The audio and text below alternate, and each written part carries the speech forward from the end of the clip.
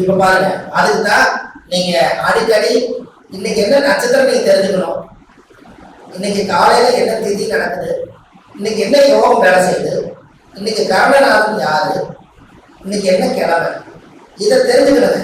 நம்ம காலையில சென்று யார் குட் மார்னிங் போட்டுக்கிறாங்கன்னு பாக்குறது, இதை விட்டுறோம்ல.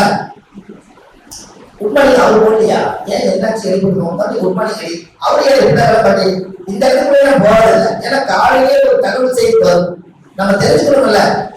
அப்போ நம்ம காலையிலேயே நம்மளோட இதுல இன்றைக்கு என்ன நட்சத்திர ராசி லக்னம் கிடைச்சிச்சுன்னா இதை வச்சு நீங்க ஜாதகம் பார்க்க வந்துட்டாரு. எனக்கு ஜாதகமே இல்லையே சொன்னாங்கன்னா இந்த திதி நட்சத்திர யோகம் காரணம் கிளவி வச்சு அவருக்கு அன்றைய அப்படியே கொஞ்சம் அந்த டைம் அதை அப்படியே அவருக்கு பிறந்த ஜாதகமா மாற்றி அவருக்கு வேற மட்டும் கொட்டை வச்சு இது ஒரிஜினல் ஜாதகம் இது பலன் சொல்ல கரெக்டாக வருங்க.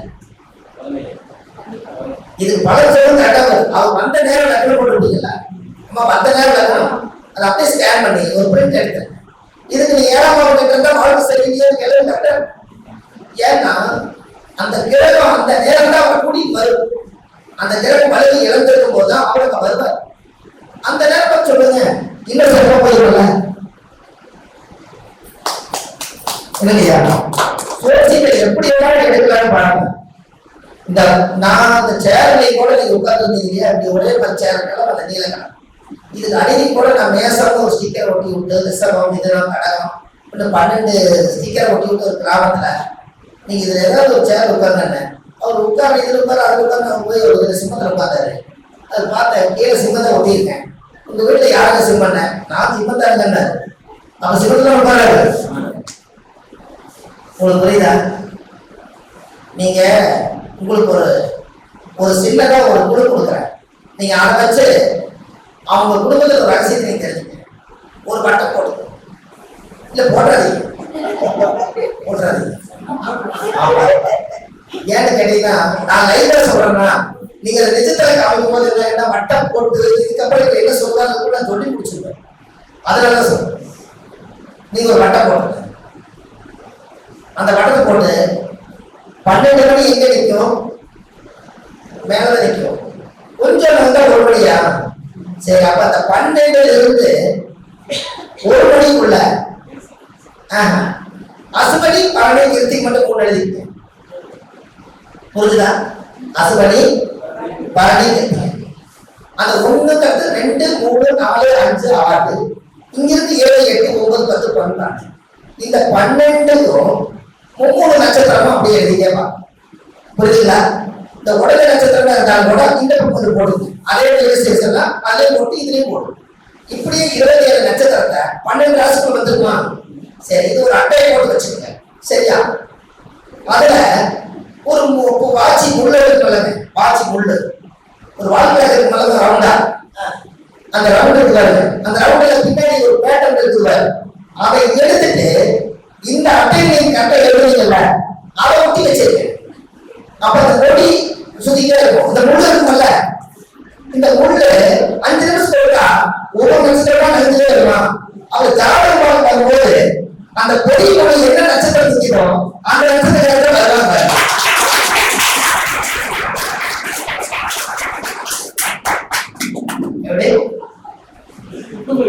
எப்படின்னா அசத்து போயிருந்தா நீங்க இந்த நட்சத்திரம் கேட்டா எப்படிங்க? இன்னும் கொஞ்ச நாள் உங்களுக்கு இந்த வாட்சி நான் தயார் பண்ணி தரேன், கலர் கலரா அடிச்சு அசுபனி பரணின்னு. அப்ப அந்த பெரிய உள்ள கரெக்டா நீங்க டைம் வச்சு விடுங்க. ஒண்ணு சின்ன உள்ள லட்சணமா வச்சுக்கோங்க, பெரிய உள்ள 5 நிமிஷம் ஆரம்பமா வச்சுக்கோங்க. 5 நிமிஷத்துக்கு ஒரு ஆரம்பம் தானே. அப்ப அவங்க என்ன ஆரம்பத்துல வந்திருக்கிறாரோ அந்த ஆரம்பத்தை லட்சணமா வச்சுக்கோங்க.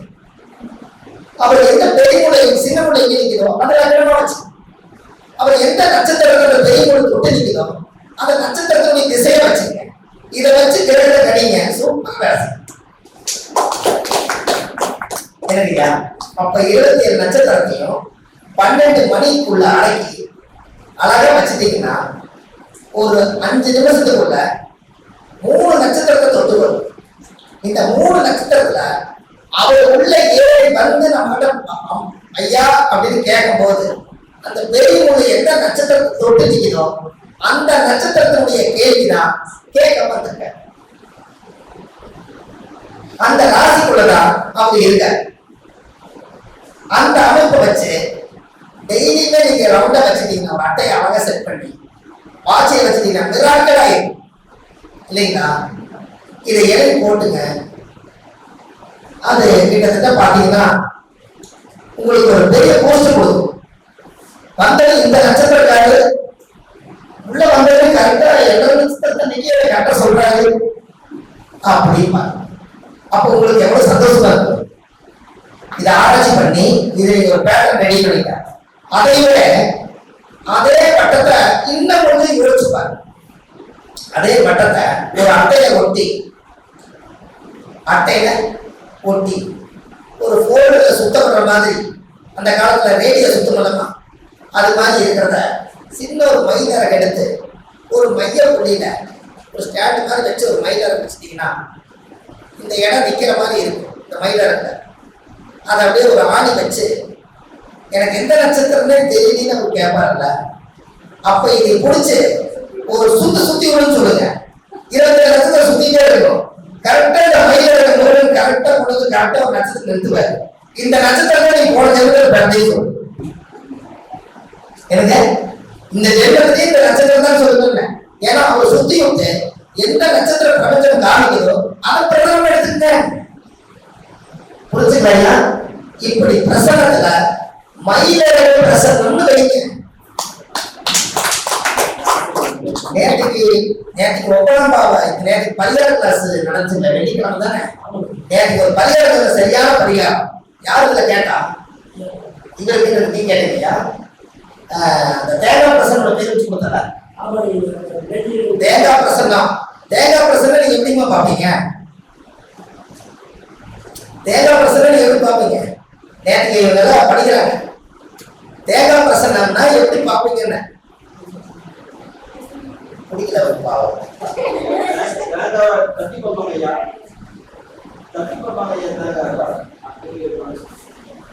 நான் ஒன்று சொல்றேங்க.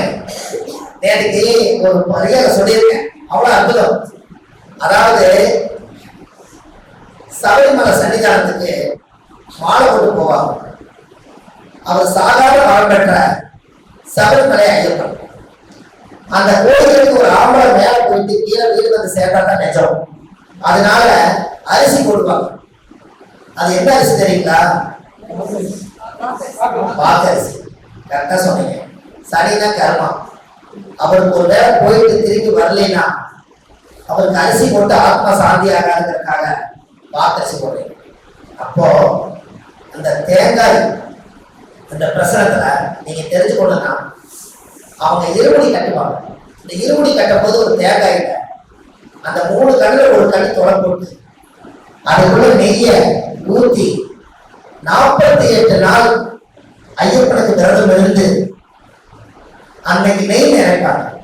அந்த நெய் நிறைக்கும் போது 18 வருஷம் போயிட்டு அந்த குருசாமி அவர் நெய் நிறைச்சு அந்த இருமுடி அந்த ஒரு அந்த இது வச்சு கட்டி அதை ஒழுகாம பண்ணி அதுக்கு புட்டு சந்திரம் எல்லாம் வச்சு சீரி வச்சு அழகா நெய் நிறைச்சு அந்த வாக்கரிசி இதெல்லாம் போட்டு காய்கறி உள்ள வச்சு கட்டி தலையை வச்சு கொடுத்துருவாங்க. இந்த கர்மா. இந்த கர்மாவை சுமந்துட்டு சரகுட்டியான், பம்பை, நதி எல்லா சாமியை சரணமையப்பான்னு போய் மேல போய் ஐயப்பனை பார்த்துட்டு குருசாமி ஒரு இடத்துல உட்கார வைப்பா. 2 அங்க போய் உட்கார வச்சு இந்த வருஷத்தோட வாழ்க்கை எப்படி இருக்குன்னு பார்க்கலான்னு நீ உண்மையான பயபக்தியா இருந்தா அந்த தேங்காயை அங்க வச்சு உடைப்பாங்க. அந்த தேங்காயை உடைக்கும் போது நெய்ய புட்டு மாதிரி அப்படியே கத்தி மாதிரி நினைச்சுன்னா அந்த எல்லா தெய்வங்களும் கூடி அந்த சக்தி கூடி இருக்குது. உனக்கு தெய்வ பக்தி உண்மையாகவே இருக்குதுன்னு அந்த வருஷம் ஐயப்பன் அந்த சக்தி வார்த்தை கொடுத்துருவாரு. இப்படி உழைச்ச உடனே நெய் உழைவோடு உழைச்சுன்னா இந்த வாழ்க்கையை இந்த வருஷம் உங்க கண்ணீர் விடப்படாதுன்னு அர்த்தம். அங்கேயே அது தெரிஞ்சிடும். அப்போ அந்த இடத்துல அந்த புட்டாக அந்த நெய் நிறைச்சு அந்த சாமி அந்த தவம் இருந்து அந்த பவரை வாங்கணும்னா அங்கேயே வந்து ஐயப்பன் கோயிலையே நீங்க எவ்வளவு நாள் விரதம் இருந்து தப்பு பண்ணாம உண்மையா இருந்தா நெய் கூடும். தப்பு பண்ணிட்டு ஐயப்பான்னு மேல போனா நெய் கூடாது. இத தேங்காய் பிரசனம் வைங்கன்னு சொன்னேன். எப்படி நேற்றுக்கு ஆன்லைன்ல கேட்டாலும் கேட்கிறார் இல்லையா? அப்ப தேங்காய் பிரசனம்னா நீங்களும் உங்க குலதெய்வத்துக்கு தூக்கி போடுங்க. உங்க குலதெய்வம் உண்மையான குலதெய்வம் நமக்கு உயிரோட இருக்குதுன்னா குலதெய்வத்தை சாமி நினைச்சு நீங்க நெய் நினைச்சு அந்த சாமி பயபக்தியா 48 நாளைக்கு நீங்க தெய்வம் போட்டு சாமி கும்பிட்டு அந்த தேங்காயை அப்படியே வச்சுங்க பூஜை ரூம்ல. 48வது நாள் அதுக்கு தேங்காய் போட்டு சாமி கும்பிட்டு அந்த தேங்காயை உடைங்க. அந்த தேங்காய் நல்லா ஒட்டி கூடி இருந்தா குலதெய்வம் வீட்டுக்குள்ள வந்துருச்சு. ஊத்துறது மையம் இருந்துச்சுன்னா குலதெய்வம் வீட்டுக்குள்ள வரல, குலதெய்வம் பட்டமே சொல்றேன். எப்படி அந்த காலத்துல சரணமையான்னு சொன்னாலே எதின்னு அர்த்தம். அப்ப சாமியே சரணமையப்பான்னு சொல்றீங்க. அப்போ ஒரு மரணத்தை தாண்டி ஒரு இடத்துக்கு போயிட்டு மஞ்சமாதேவி காய் ஊட்டிட்டு இருக்காங்க. ஐயப்பன் வந்து என்னைக்கு கன்னிச்சாமிகள் எல்லாம் சபரிமலை சன்னிதானத்துக்கு வரலையோ அன்னைக்கு நான் மஞ்சமாதேவியை கல்யாணம் பண்ணிக்கிறேன்னு சொல்லி இன்னைக்கும் ஐயப்பன் வந்து சன்னியாசியாவே இருக்க. கரெக்டுங்களாமா? அப்ப இன்னைக்கும் வருஷத்துக்கு 10 சாமிகள் கன்னிச்சாமி போறாங்க. அப்போ கடைசி வரைக்குமே கல்யாணம் பண்ணவே முடியல.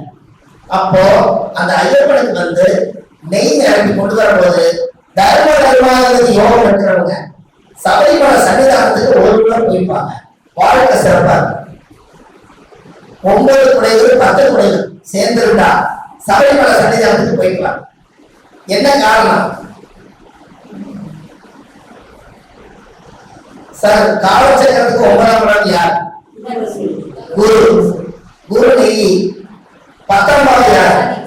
சனி. கருப்பு கலர்ல வேஷ்டி, கருப்பு சாமிக்கு கருப்பு கூட. அப்ப இங்க தர்ம கர்மாதிபதி குரு சனி சேர்ந்து அப்ப தலையில நெய் நிரப்பி கொண்டு போறீங்க. அப்ப குருல சனியில முடி இது மேல வச்சு கருப்பா மட்டும் ஜோதியோட போறீங்க. சாமியே சரணமையப்பாடு. அப்ப குரு சனி சேர்க்க சபரிமலை சன்னிதானத்துடைய பூர்வ அனுஷ்டானத்துக்கு தானே வருது. அப்ப யாரெல்லாம் சாதாரண சபரிமலை ஐயப்பன் கோயிலுக்கு 9 குடைகளும் 10 குடைகளும் தர்ம